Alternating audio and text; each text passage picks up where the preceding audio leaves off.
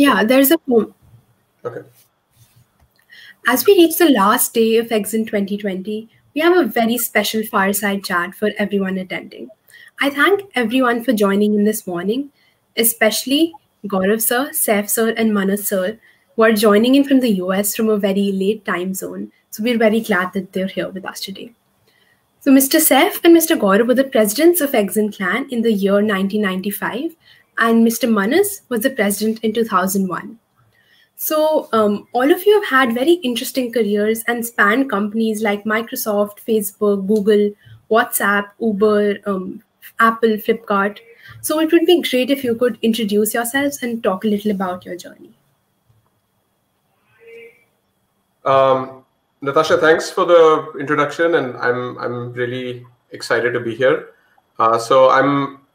My name is Gaurav. I'm an engineering manager at WhatsApp, and I did my engineering in Delhi at NSIT, and then I came to the US for a master's at University of Southern California.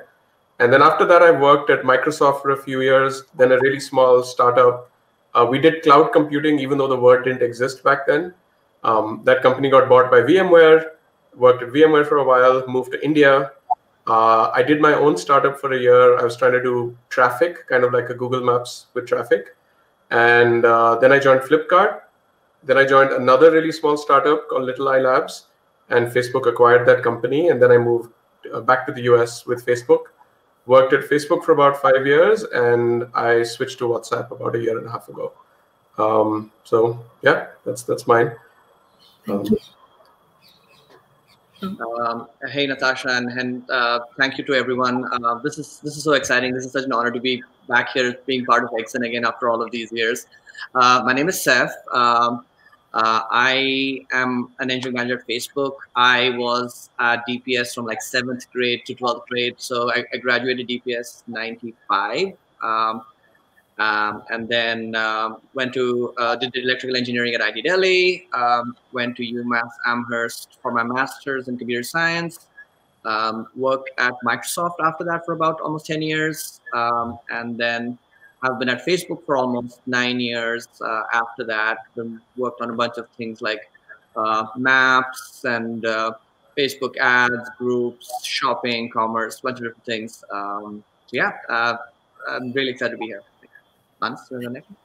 Yeah, hey guys, super excited to be here and to meet you all. So I was at Exun in 2001, and later I did my undergrad during at the same place as Gaurav, NSIT, and then went to MIT to the Media Lab and did a master's at the Media Lab. Built a lot of interesting kind of sensor network things there. And then I worked initially at Apple and then at a startup called Mint, which was like a personal finance website as a software engineer. And then I was actually doing a PhD at Berkeley in computer science, again, in like human-computer interaction, sensor networks. But I took a pause or a break from the PhD and started working again at Google initially. And then have subsequently worked at Facebook and now at Uber as a product manager. And I can talk more about that. But basically right now I work, I run the ads team at the product team on ads at Uber. Yeah, that's great. That's good to hear. So to start off with, I'd like to ask, what's one fun fact about you? So I'll go, I guess we'll follow the order. I'll go first. So one of my supposed superpowers is that I'm a human Shazam. And I know Saif is gonna argue with me because Saif and I both think we're really good at this, but like I can usually listen to a few beats in a song and figure out what that song is. Wow. Oh man, you totally stole that from me because that's what I'm known was like Saif will know what this song is like. We can hear 3 chord changes there. Anyway, so I'll have to go to my second fun fact. For reasons I shall not explain, even though Saif Ali Khan is only 2 years older than I am actually named after him. So but I'll leave it at that. All right. And I think for me, one interesting fact is that I typically run early for meetings and stuff, which is uncommon. So that, it has so happened that I've been known to run early everywhere. All right, that's interesting. So for today, we have a few questions we'll start with, and then the audience can ask anything and we'll take them up. So the first question that I have for you guys is, what were your first memories of Exun? Let me jump in on that. So just for context, I think Exun formally started 93, 94, and then the first event that we actually had was in September or October of 95. So 93, 94, we were spending a lot of time. I was probably in 10th or 11th grade, and we used to kind of hang out with a lot of the seniors who were starting to form the club. And I remember waiting in the basement, waiting for the computer lab to be open, and Shikhar, I still remember him. He was one of the founding members. He was quizzing me on let's see if you're good enough to kind of get into Exun. So he wanted to. So he asked me, how are you going to swap two variables without choosing a third temporary variable? And I sat there for 10 minutes, and then I figured out you add them, and then you subtract from the other. But I distinctly remember feeling really nervous at that moment, oh my God, what if I don't get this right? I won't get into the club. That's funny. So Saif and I were really good friends in 11th standard, and Saif actually introduced me to Exun. And I don't really have a first memory, but at least for me, Exun was a place I could go, be a part of, hang out, and then go for events. And I really like quiz. I mean, I used to really enjoy going to other schools for different events, and Exun was kind of a place where I found like-minded folks to go with. Yeah. So I think I was a few years after you guys. So I was, although I think I was pretty relatively young for Exun. I think I was in 7th grade when I talked to people at Exun, and I think everyone else was 11th grader, and so that was I was a little kid there, and I remember talking to Sapan, who's some of you guys know him, and what was interesting is when I talked to Sapan, I felt like I couldn't read him at all. I couldn't tell if I answered the question correctly or incorrectly, and I think if you meet him now, you can still not tell whether he likes your answer or doesn't like your answer. But I remember him distinctly. I think they did the same test. They asked me to do some sort of test, which I don't remember the details of, but I remember Sapan asking me 5 questions, and I think he was playing with a pen or something, which he probably still does. And so anyway, yeah. So I think it's mostly about people, and there were some interesting. I think there were some interesting people who I have kind of kept in touch with over the years. I mean, I think Saif actually, we talked. I stayed at Saif's place in 2005 for one night, and yeah. So the people have still kind of been in and out, through the years. Yeah, and to jump in, I think that's a crazy part of experiences like Exun. Until Manas had reminded me about this, I'd completely forgotten that he had come and stayed with us. These are the kinds of bonds you form as part of all of these activities and being part of these clubs. Literally 20, 25 years later, we are still kind of reminiscing on some of these experiences. That's the magic of of what you're all experiencing right now. So some of your fondest memories are going to be are going to be formed in these events and in these symposia. And I mean, also chiming in, you'll end up you mentioned Sapan. So I actually work with him now at Facebook. I mean, at Facebook and WhatsApp, and I do some of what you said. I still, I'm still trying to read him. He's still as brilliant as he was, or probably he's more brilliant now than he was back then. But he's someone that I worked with 25 years ago, and now still work with. And then a few folks from the tech scene back then are still friends. Someone from, I mean, I don't know if you remember Madhulika from Modern. She was a really good programmer. And then Navneet Janeja from Columbus. So we made friends back then from different schools, and I still know them and hang out with them sometimes. So, yeah. That's lovely to hear, and it's very interesting that you guys are working together or still friends. That's pretty cool. So the next question is that, so this year we're celebrating 25 years of the Exun Symposium, and you guys were in the first few batches of Exun. So how big was Exun back then, and what was the tech circuit scene like in those days? So I can try to talk about this one. So back then, Exun was really small. Like the year Saif and I joined, it was just a handful of people, just people crazy or enthusiastic enough to like go show up at events and do stuff. So again, I'm guessing 5, 10 people. Yeah, that's about right. Yeah, like I think less than 10 for sure. Less than 10. The tech circuit back then, I remember Columbus and Modern School were sort of the better schools for like the computer events. They had they had Run and Modem, and I mean there were other schools that had events. I remember them, but like it was still a very small circuit. These again, there's probably a team of 10 people coming from each school, and the same 10 people would take part in the quiz and programming, and you would sort of each just buddy up and try to help your school participate in everything. So yeah, and like I think DPS and Exun were a little bit late to the party because like we were several years after like Run and Modem had been around before Exun was able to have its first event, and like some of the blame is on us for not getting on that job earlier. But yeah, like, it was a very tight kind of like circle of people who'd see each other at the same events. Yeah, it was, but it was definitely a thing, and people really enjoyed. Like those who were into it were really getting a lot of kind of like value and fun out of that.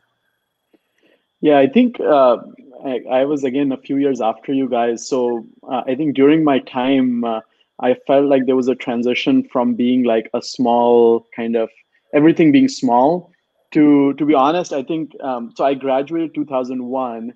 And I think it was essentially the height of the first .com boom, even in India.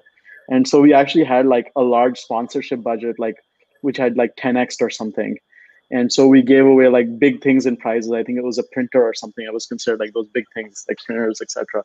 And so I think it was interesting to see that transition because I think when I joined, we had like probably 10 people in Exun, and just a handful of these contests, and everything being small. And by the time I graduated in 2001, I felt like things had become substantively bigger, and more people, more interest. I feel like in 2001 it started being cool to be in Exun.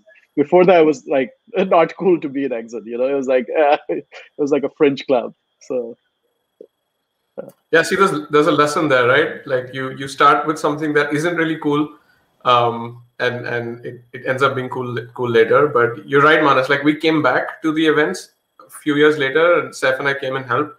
And I think by that time it was definitely a thing. Like Exun was a pretty solid event.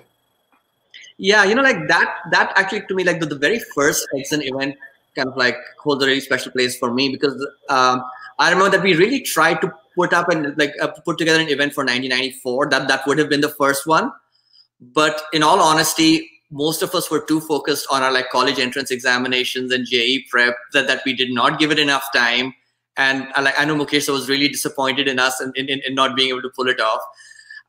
But 95, the batch was like much more enthu than us, and then they really made it happen. So most of us were still in Delhi, but we had started college, and we decided that we're gonna come back and help host as many of the events as we could, so that the actual Exun members would get to participate. So that was kind of like our way of kind of like making up for not having success, like helped organize the first event. So and I really like enjoyed kind of coming back, like coming up with the programming questions, Gaurav did the quiz, and it was a fantastic event. It like and that was great memories. Yeah. So that sounds pretty interesting, and we've grown up to more than 50 members now. So it's great to see how Exun has come along in all these years. So the next question is, what do you think was the most fun part about being in Exun? Manas, you want to take a stab at that? Yeah, sure. I mean, I think for me, I'll be, I think we used to meet up every day at, I don't know, break or lunch time, and like hang out. So I think like that was like a pretty fun time that I remember. And, we would be like looking at like things that people made. I also think that the other fun part overall has been like the people and friendships. I think as we alluded to before, even now, my closest friends have been like the Exxon folks who were there in the classes with me. And we have definitely stayed in touch over the years. In fact, and I've often, I think Gaurav Behel, I think, for example, I think I just talked to him a couple of weeks ago. We're all over the world now, but we have kind of this bond of like essentially, growing up together in like, this experience together. So I think very fond memories of that. Yeah, for me, the other thing that kind of like really comes to my mind is the shared kind of like passion, interest, and enthusiasm about computers, computer science, and technology in general. Like there is something that about the energy that's generated when like like 5 or 6 of you are huddled over a technical problem that's obscure, that's abstract, and like and you're all deep into it, and all of you share that passion about figuring it out, solving it, learning something in the process, building something, that kind of like passion for tinkering and building stuff. Knowing that everybody around you and that shares that energy, that's just something else. Like it's and the number of hours you can just kind of like lose yourself in applying your mind on a technical problem with a bunch of buddies who share that passion, that's hard to match with anything else. Yeah. So, is Garza, do you want to? Yeah, I mean, I was going to throw a slightly lighter version to this question, which was, I just remember that Exxon event where this was the first time it was a big budget event, and there was a stack of Domino's pizzas that came in, and it was like muft ka pizza, and like we all just like we attacked those pizzas, and so for me that was this really funny moment because Domino's pizzas was a big deal back then. So that's my lighter answer to this question. I think that was the year, our year, Gaurav. Yeah, 2000, I think. Yeah, I remember that being like, I think we were doing Domino's pizza for the last few years, and we had like people knew Exxon also because of the pizza. Yep, the Exxon event is still known for the pizzas, but not this year. Yeah. That's a way you just carry forward that tradition. I love it. Yeah. So how do you think your experience in the early days of Exxon shape you as a person or help you in your career? I'll take a stab at that. So for me, I think Exxon gave me a place where I could follow my interests. Like I liked computers and I liked programming, and I think Exxon just made it cool or normal, and I had like-minded folks that I could do it with, and I really enjoyed. I still do this, and so I think finding those folks and sort of, I would say, not just competing. I think like Saif said, learning from each other helped me back then, and I'm still in tech. I'm still up until a couple of years ago I was still an engineer programming. So I think Exxon really helped me in my career, or at least pick my career. I mean, plus one, like for me, is like the thing is the whole concept of like an organization like Exxon or like the symposia that you're all attending is because like is for the love of technology, right? And for the love of like programming and problem solving. And when you learn, when you get into that and you learn and build those skills that early in your career, you realize that, like, to be honest, like the entire tech industry is based on that passion, right? Like it's based on that problem solving. Let's see what we can do with this technology, how far we can push that. And like every job change, every job interview, every programming, like a project that I've worked on, the years spent kind of like pursuing computer science as a hobbyist, not just as a student, but as a hobbyist, kind of like have helped every step of the way, and have made every step of that way that much easier because of what, like events like this build, that passion for learning and tinkering. So yeah, very much so. Yeah, I think to add to what both these guys said, I mean, I think for me, I think it was an opportunity to legitimize interest as a driver of what you end up doing, right? And so I think so. There are two things. One is I was just super excited about some of the things that I, like learned. Like I used to do quizzing and coding, but computer architecture was one of the areas I was super excited and ended up working in that for a bit later. And I think the other thing was that it was like a legitimate way to be interest driven as opposed to like, hey, I have to do this because somebody else tells me to do it. And I think that has been kind of a trend in whatever I have done. It's been kind of influenced by interest, personal interest, rather than like what people would say practicalities of things. Yep, that sounds cool. So, when you were in school, CS computer science was relatively uncommon, resources were limited or inaccessible. So, what was your motivation for still taking it up, acquiring the skills? How did you get interested in it? This should be a Saif. Let's start with Saif. I have a prop for this. Okay, so let me show you this book that I purchased a few months ago on eBay. I got a copy of this book when I was in 6th grade. So this is like mid 80s. And once I read this book, I knew that this is what I wanted to work in. Like this was my passion. So I taught myself programming. I didn't get my first computer until I was in first year college. So from the like 5th grade through 12th, it was like a constant pursuit of where can I get computer time.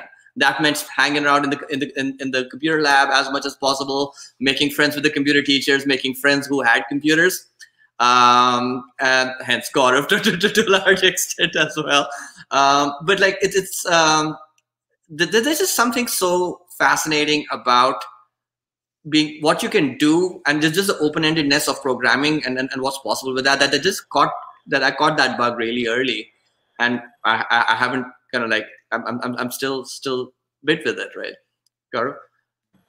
Yeah, I mean, things were just pretty different back then. I was lucky that I got a computer, I think in the 8th standard. I got a PC in the 8th standard, and I got internet like first year of college. So, which again back then was not common. Like no one around had internet, and so for me, I did end up getting into computers earlier. And mostly for playing games. I wanted to play games, and I learned programming basically so that I could write games. But then it just ended up being fun and interesting. And then in college, I ended up assembling PCs, which also, now it's super common and cool. But back then it wasn't common. We'd go to Nehru Place. Like Saif and I have gone and spent hours sitting, trying to get parts. And that's how we kind of got our resources. And the school lab was fantastic. I mean, I want to say it was good, and part of it was Saif and I knew how to clean up the computers, and there'd be viruses and all sorts of stuff like that, and I think we just learned by fixing things back then. So lack of resources actually taught us stuff. Yeah, I think. Sorry. No, I was going to say, I think the main reason I ended up interested in computers and Exun was I read a computer magazine in 1995, August 95, which announced that like India suddenly had like, we could get internet in India, and they had like FTP logs, and that's what I read, and that's when I like figured out about Exun. So it was all this like, and the school had ERNet connection at that time. And I think that was like a very interesting, experience. And I think Ankit is on the comment thread, and Ankit made me my first email account as well, like which was -1 @Hotmail. And the password he made has been my password for many years. Don't tell anyone that, but So anyway, yeah. Right. So that's pretty interesting, and I do agree that tinkering with things teaches you a lot, and that's something that all of us in clubs and communities like Exun get to do a lot. So, how important do you think college was in your career trajectory? So I think for me, I went to NSIT, which is a pretty good college. It wasn't an IIT, and then when I came to the US, I went to USC, which is also a good college, but it's not like sort of one of the top 10 schools. What I've learned is that college can open up avenues because the brand helps, and the kind of rigor each college, like a good college, has a certain kind of amount of rigor that will help you. And it's especially the network, like the friends you make at college, but even once you start working, if there's a senior, they're willing to help out. But I've also seen in my career that you don't have to go to an IIT, or you don't even have to go to like a top 50 ranked college. You could go to, if you're enthusiastic, if you're tinkering, if you're curious. People I've seen at Facebook, Microsoft, Flipkart, they've come from all sorts of colleges. There are people that are not engineers, and they're passionate about what they do. And I think so. This is, I mean, yes, college makes it easier, and a better brand and a better name helps you in certain ways, but it's by no means a limiter. Saif, do you have? Yeah, I second that like 100%. Like, I mean, like I can look at kind of like the trajectories and paths that like a lot of our friends have taken, and we've all gone to different colleges and even in different countries. And the number of times our career paths have completely intersected and ended up in the same place, the diverge, and then come back again, kind of tells you that like ultimately your own skills, your passion are the primary kind of like factor that determines where you end up. Like having the right brand, or like or just some skills you pick up in a specific school can kind of like give the occasional boost, but ultimately it comes down to you. Like some of the best engineers that I've worked professionally, like some of them have like liberal arts degrees, or like are an English major and self-taught computer programmers, but it has not stopped them, or like from kind of like reaching incredible success in their careers. So yes, like the occasional like push, pull, bump helps, but ultimately it's what you bring to the table and how you apply yourself. Yeah, I think for me, it was, I think I remember the college years actually relatively fondly, because it was mostly fun learning about things, that I was excited about. I mean, both at NSIT, which is Gaurav's also school, I think there was a lot of flexibility in terms of pursuing kind of your interests. We did a few projects. Actually, one of them went to Microsoft to present it, and met Saif there during undergrad years. And then during grad school at the Media Lab at MIT, that was like I also interned there during my summers. It was really fun. It was basically like, look around the world and see the problems that are worth solving and try to solve them. So it was really fun. I think in terms of signaling mechanisms, etc., brand, I think there is probably some initial delta because of that, but I think a little bit down your career in a couple of years, it kind of fades out. So I would just say that focus on, I think, just learn the things you want to learn, like do the real stuff, learn the real things. And the trajectories in your career are so there's so many factors that play into it, that like I wouldn't rank college as like even the top 5, right? I would, so it's just like just be good to people, do interesting things, have fun.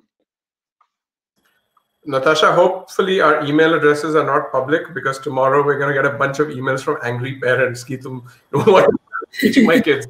But yeah, I mean, I hope you share this with them. And I think Ankit has some good comments, by the way, on the thread. So, we should, yeah.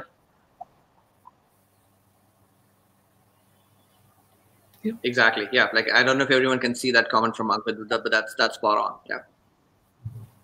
Yeah. So that's pretty good to hear. So there's something I'd like to ask. Has there ever been a moment in your life where you looked back and you thought that a very seemingly small decision made a huge difference to your career or to any other part of your life?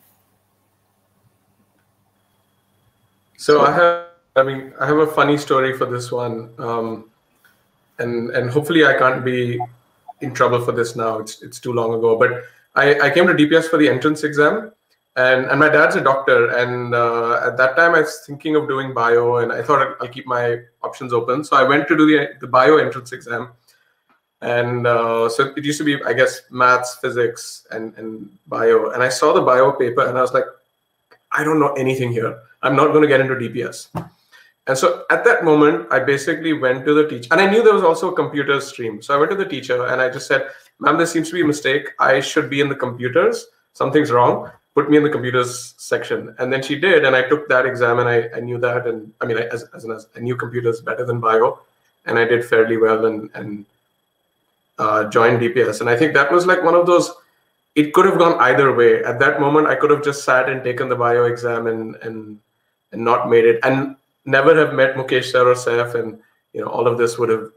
I mean, my career may have been similar, but life would have gone a different way. So that's my story. I actually have a very kind of like similar story. So this is like after the JEE test, mine was the year in which they added kind of like IIT Guwahati, and they added a number of the number of seats in electrical and computer science departments. So the rank that I'd gotten in JEE was like typically would not have allowed me to get electrical engineering in Delhi. So my next choice would have been Bombay or like some of the other schools. And on the day they tell you which department you got, I was so nervous that I couldn't even kind of like go and check. So I sent my mom and says, okay, you've got Delhi, but somebody had drawn a line under your name with a pen, and it turned out that I was literally the last person to get electrical in Delhi. And there's a word for a person like that. They call them Dhakkan, because and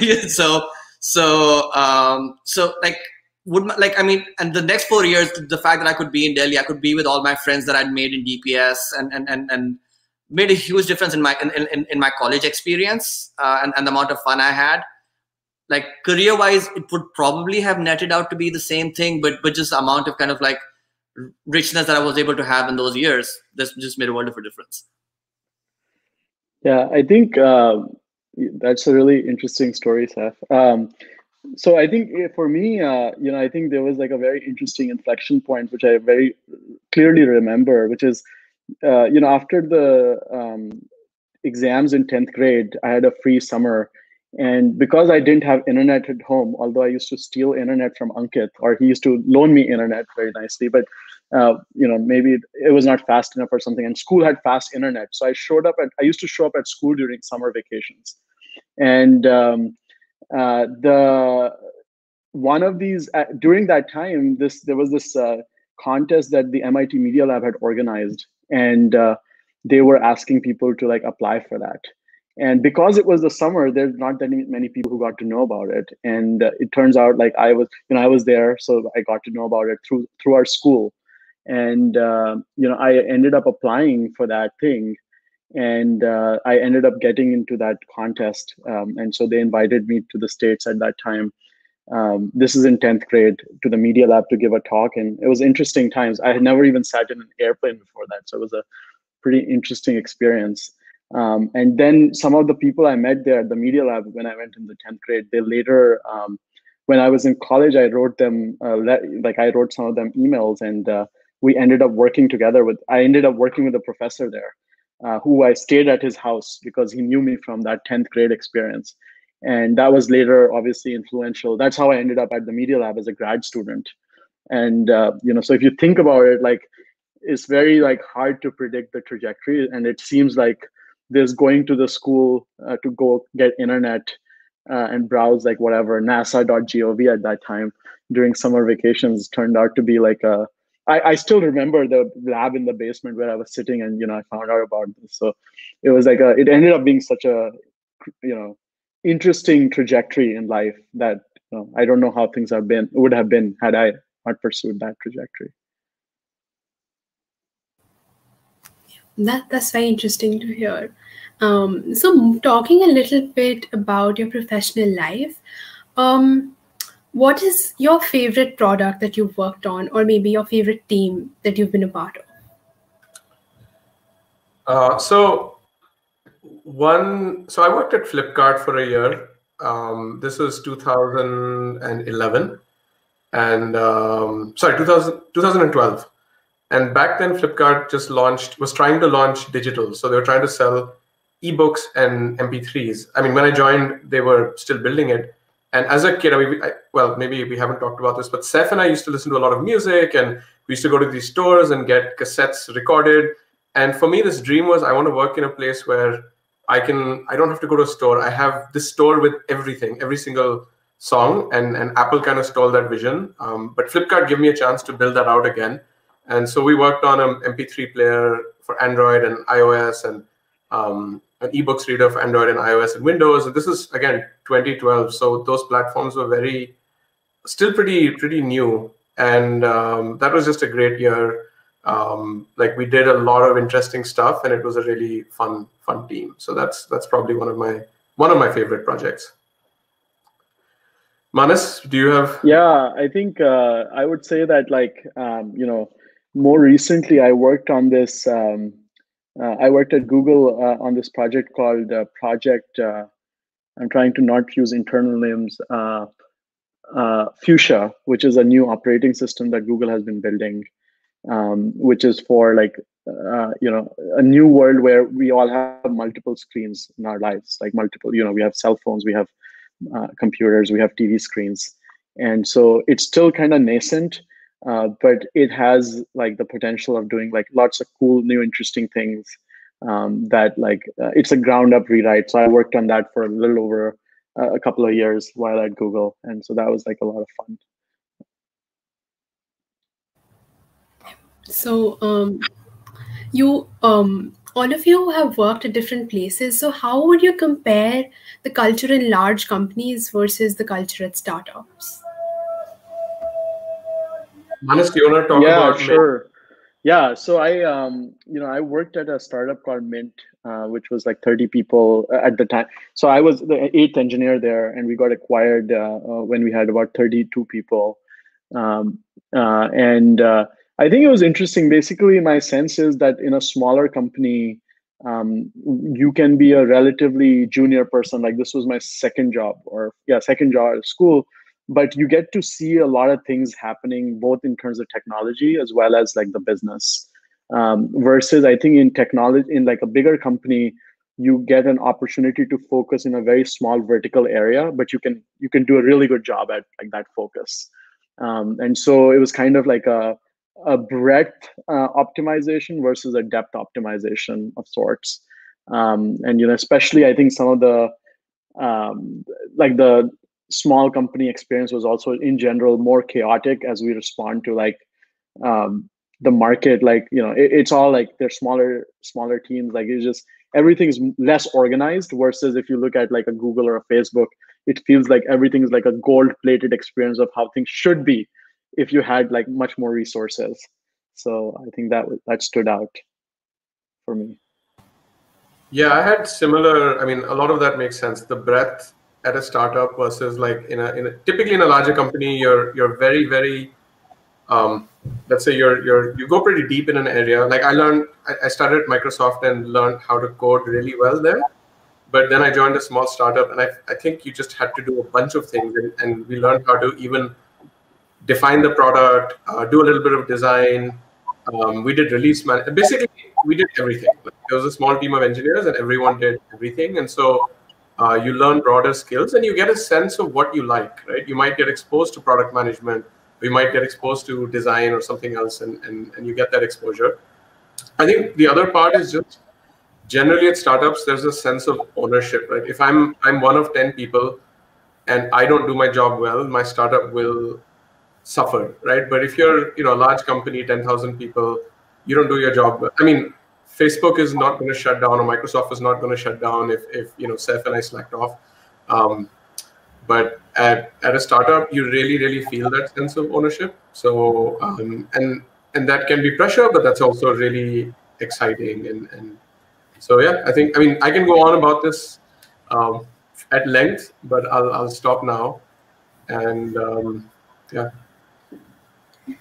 You worked in different technical roles, but soft skills are also important. So what's one soft skill you think everyone should have? Let's go reverse round robin. So for me, I think one soft skill I've learned is that's really important is empathy and I mean emotional intelligence. So I thought IQ was really important, but now I feel like knowing how to respond to certain situations, how to respond to people, I think that really matters, especially as you work in teams and larger teams, or even when you manage teams. So emotional intelligence is a soft skill that I think everyone needs to develop to some extent.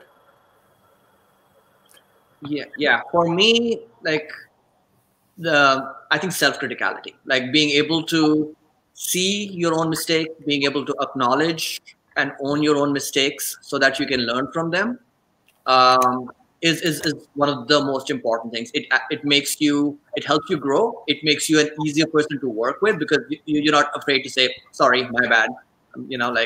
That makes a world of a difference.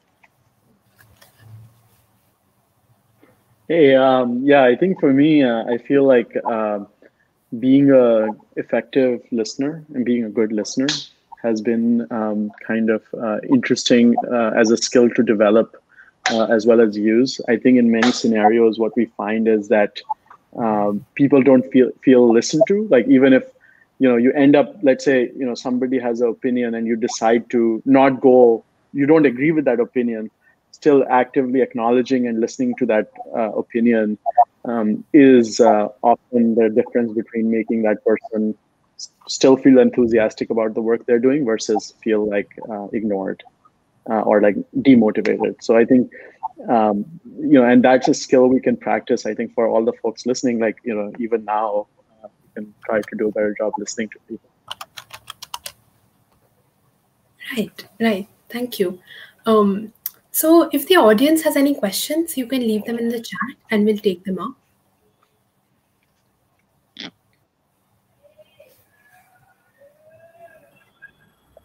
Okay, should I try taking this question? How do you mature an idea, discuss with whom, and find people with the same buzz?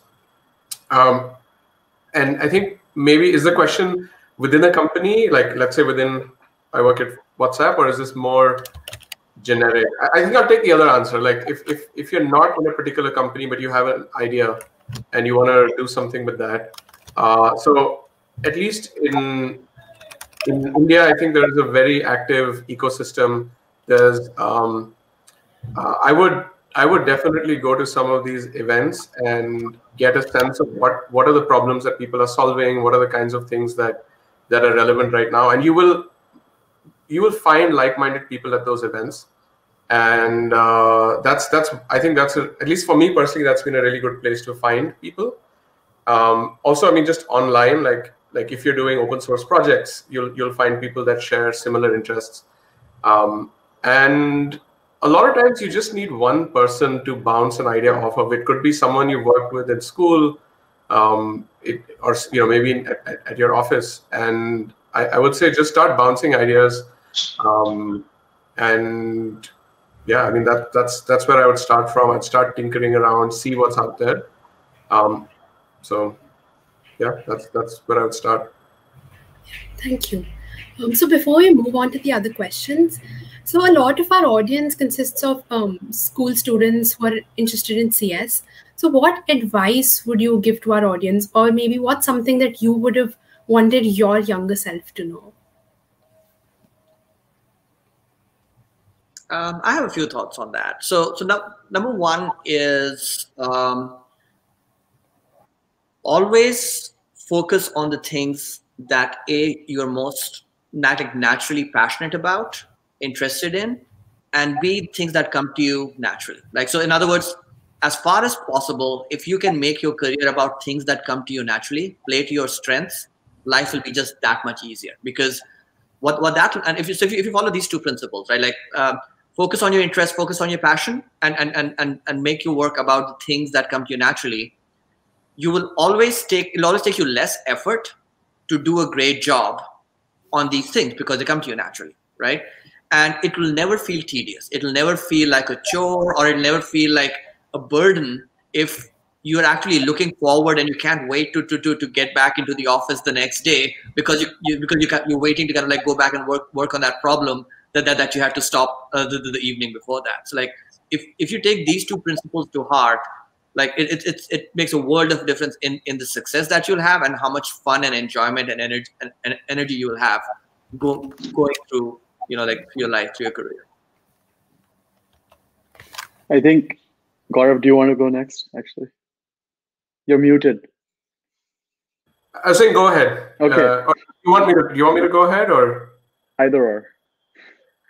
Go ahead. Okay. So I think one thing I thought would be interesting is that, again, there's a lot of unpredictability in terms of like the careers, like how your career turns out, how like the trajectory of things turn out. But I think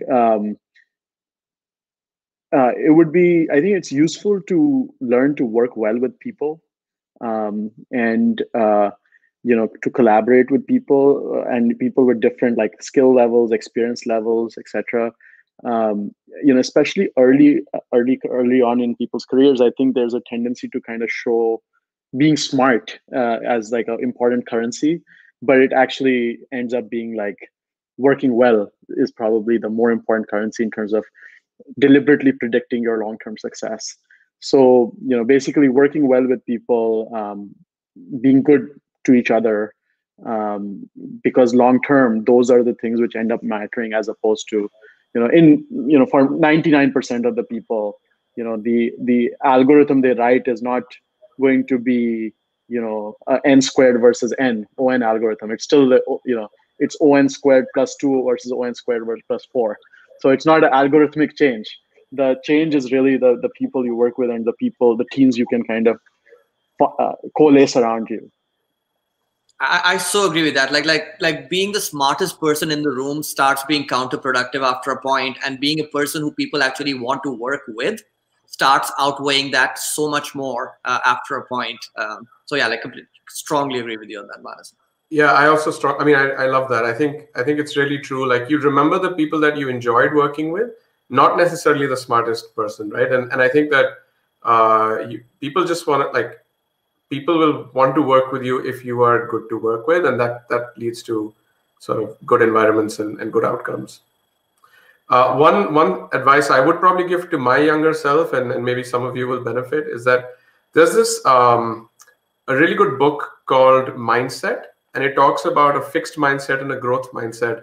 And a fixed mindset is kind of like, I am really good at programming. That's who I am. And a growth mindset is more like, I may not be good at programming, but I could be, right? And you're open to change. And actually, young kids have this, but adults also have this. So knowing if you have a growth mindset, you're sort of open to many things. I don't want to say everything, because I'm not going to become an NBA basketball player. But I can become many things that I put myself to, but I need to have that mindset that I have to work harder and I have to try, but it can happen. And so for me, focusing more on a growth mindset, learning, like focusing on learning, and also knowing that when you're facing challenges or a hard situation, that's often a time of growth and learning. And I used to shy away from some of these challenges or hard situations. But now I've seen that those are the ones that teach me. And 6 months later, I'll look back and say, okay, I'm a better person now because of that situation. So yeah, and during that phase, being comfortable with the failures and being comfortable being bad at something, like till you actually get good at it, like being able to power through that phase is super critical. Yeah, that's some great advice. Thank you. It's great that you're sharing your experiences with all of us. So Angad asks, what indicators would you recommend paying attention to when finding things to work on? That's deep. So I think it comes down to, like, I'm going to take a stab at what you're trying to get at, Angad, here is like I would say like it's important to see like what kind of impact is this solving this problem likely to have. So like can you size the opportunity, right? Like is this something that's really saturated? Is this something that or this is something that if solved has a huge upside? Like how do you even evaluate that? Like what is the success metrics that will help you figure out? And if you can't nail those, then it's hard to pinpoint that. In terms of like being able to find greenfield projects, areas that to me that's a tougher one. It's like some of that is like the more you open your mind to kind of like different avenues, different areas, different different experiences. If you talk to people from different backgrounds, different domains, like that's where you see things where you be able to join dots that others may not have. So there's no recipe or formula to that, but kind of like expose yourself to as much context and breadth possible. Manus, Gaurav, thoughts on that? Go ahead, Gaurav. I was going to say, I think the context for this question, I'm also again trying to figure out context, because if we're talking about projects to do it, let's say you're at school versus a startup to form, or versus even projects at work, right? So at work, we sometimes try to figure out projects. So I think the rules are a little different in each of them. Again, I'll take a stab at sort of the work thing. So what Saif said actually is the starting point. What's the impact of this? I think the next thing I would look at is what is my leverage here, right? Why can I do this better than, for example, again, like another company that's an expert in this field? And then what is sort of the event? Well, what is my motivation to do this? Because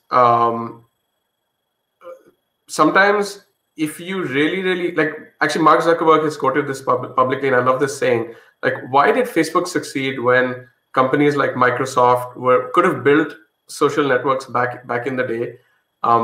What was it that Facebook had over all the other big companies back then? And his point was, we just cared more.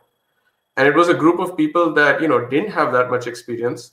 They were all like sort of college dropouts, but they really focused on that problem. They cared about it. And I think that really helped them. And I think that's another thing to keep in mind. This, like, if you're doing something and you don't really care about it, but you're doing it because you think this is a big market and I can make a ton of money, that may not be the right way to think about it.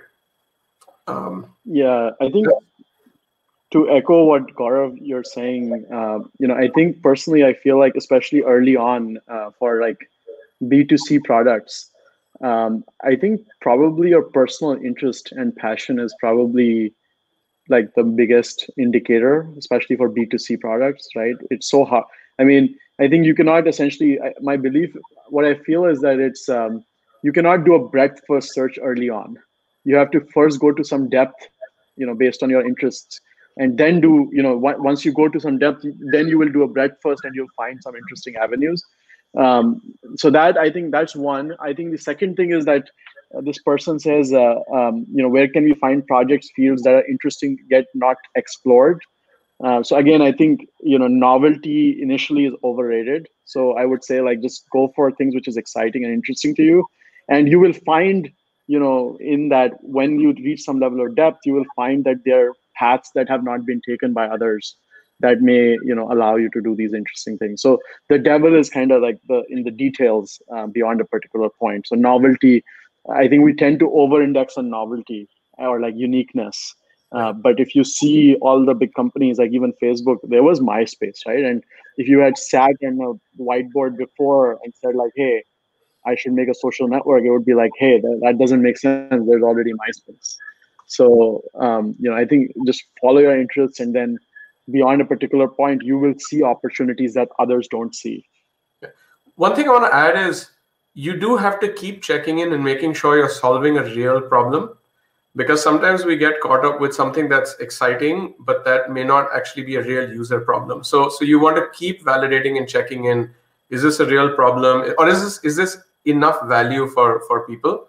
because if you get fixated on something that's cool to you, that may not be really you may not be solving a real people problem. And there's tons of startups that have made that mistake. So this goes back to like, what's the impact, what's the opportunity? But I would say as a indicator, keep checking in and keep making sure that this will really be worth it. And one test that I've learned as a startup, when we used to pitch our product to companies, they would sit in meetings and say, hey, this is cool, this is awesome.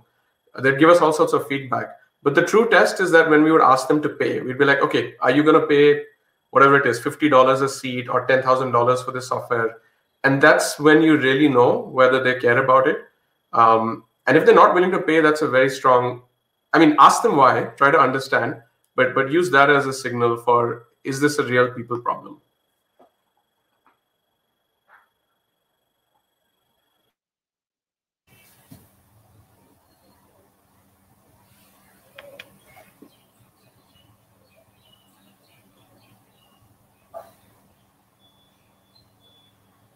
Okay, so everyone can see this, right, Natasha? This is the question that's coming up. Okay.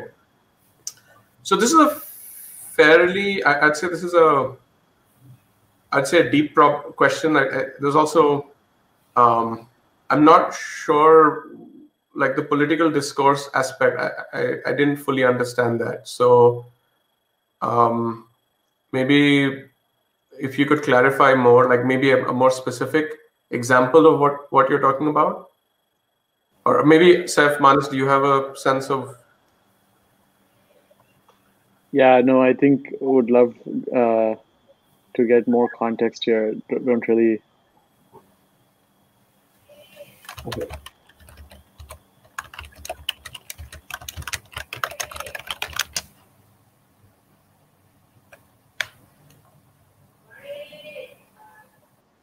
That's a good one. I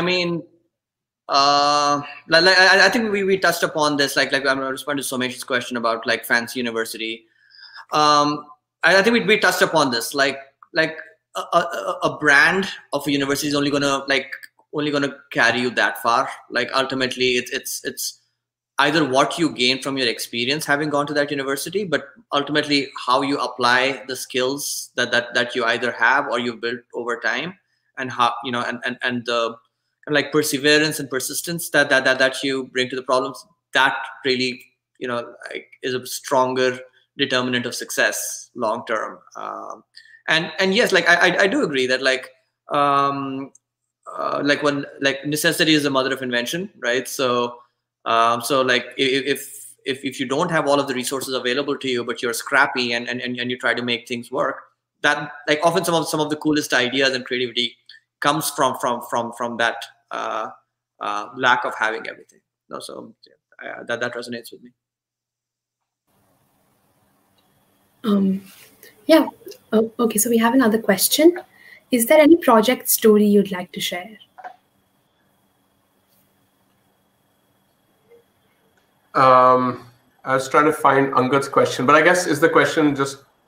So I can talk a little bit about the startup that oh, okay. Okay, got it. Awesome. So the indicators and so this is the startup I worked in 2005.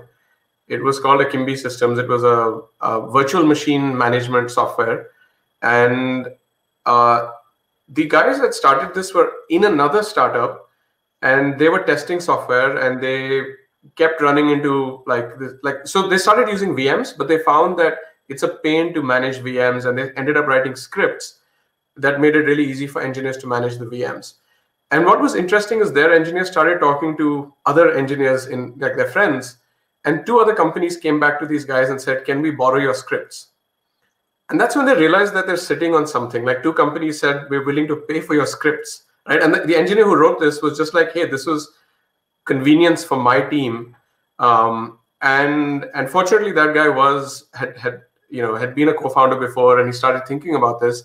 And then they ended up taking those scripts and that idea and starting a new company. And essentially their product was software teams could come in, you go to this web UI and basically say, I need a Windows machine, I need a Linux machine, give me a machine with this software. And it would create that entire environment really quickly. And then you could do all sorts of things like clone that environment. You could run multiple instances of that. So that basically made the whole test dev process extremely simple. And when I joined that startup, I used to do some of this at Microsoft. I used to install builds, like we had to install new Windows builds every morning. And I saw this product and I realized that you would have saved me an hour every day, possibly. So to me, there was very clear value in what they were building. And I mean, this is 4 years into my career. I really didn't know how to assess a startup. I didn't know how to assess, valuation and any of that. But I saw that the product problem it made sense to me. I talked to a few other engineers, friends, and then I realized that there's something here. And there genuinely was. Like a year later, this team got bought by VMware. The company got bought. And then a year later, this product morphed into VMware's cloud computing software. So yeah, hopefully that's an interesting story about indicators. Yep, that's a very interesting story, actually. So that's all the time we have for today. I'd like to thank Gaurav sir, Saif sir, and Manu sir once again for spending their time answering all of the questions, sharing their insights with us. I'd like to thank the audience for attending and being a part of this. So yeah, that's it. Actually, before we wrap up, I just want to take like a couple of minutes to really thank Exun, the community, but also like a very heartfelt, thank you to Mukesh sir and to Hema ma'am, just for the incredible impact that they personally have, and DPS as a school and the Exun Club, and everything that we've learned from them, and what an incredible difference it has made in all of our lives. Like, we are just like perpetually grateful to them. So thank you very much, Mukesh sir. Thank you very much, Hema Jan ma'am. And like, I'm really grateful, happy to see that Exun as a community, and these inter-school competitions continue, and like this is generations and generations of computer enthusiasts are being created through this. So like, it really warms my heart to see that. Yep, same here. I think Exun really, Mukesh sir was extremely enthusiastic and open, and kind of encouraged a lot of our ideas early on. And for me, coming to DPS, it gave me a place to feel sort of almost accepted. And that was really important. So thank you, sir and ma'am.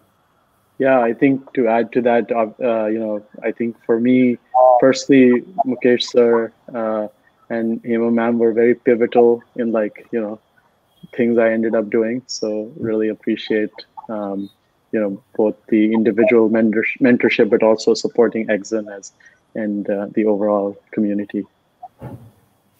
Yeah. And major kudos to Natasha and Samesh for handling this event. Like, I'm so amazed and impressed with like what you've pulled off. Like, great job. Like, really, really impressed. Amazing job. Thank you. Yep. Thank you for the closing thoughts.